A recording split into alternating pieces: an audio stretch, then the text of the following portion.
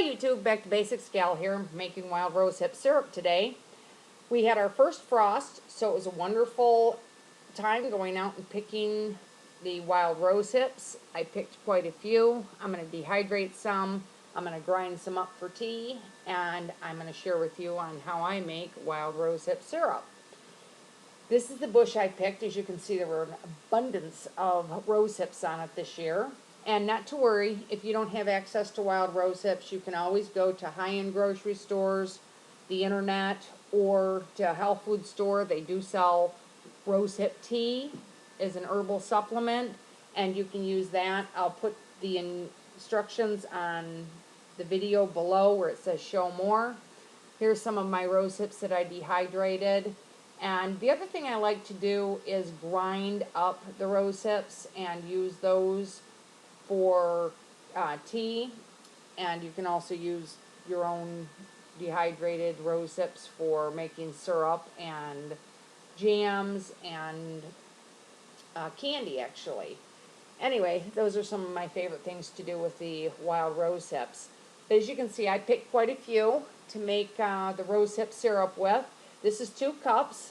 I'm going to clean these and I'm going to pick off all the stems. I'm not going to spend the time. It's too tedious to cut off each end and clean those hairs off. Instead, I go ahead, I bring the hips to a boil, and then I use a potato masher. Then once I get them cooked down, I strain these through a wire mesh strainer, and then I take them through a coffee filter a couple of times to ensure that I don't have any of those pesky hip hairs in my final syrup. You do not want to leave those in there. They will irritate your throat. So that's one way I like to do it. As you can see, I've already taken this and put it through the coffee filter, and I'm going to strain it one more time. I'm going to take it back over to the stove.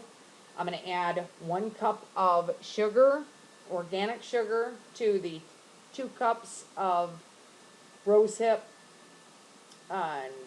liquid that I have, and while I'm bringing that back up to a boil and rendering it down to half, I'm going to go ahead and sterilize my jar.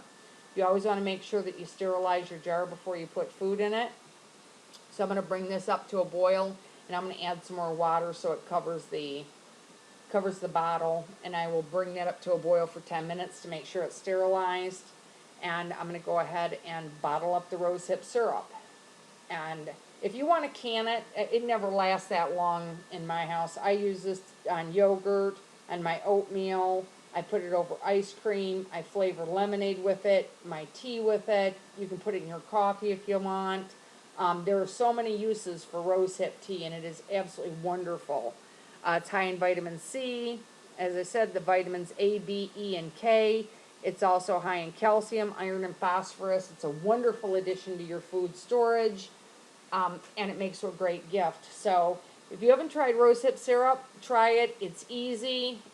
As always, this is Back to Basics Gal. Thanks so much for stopping by.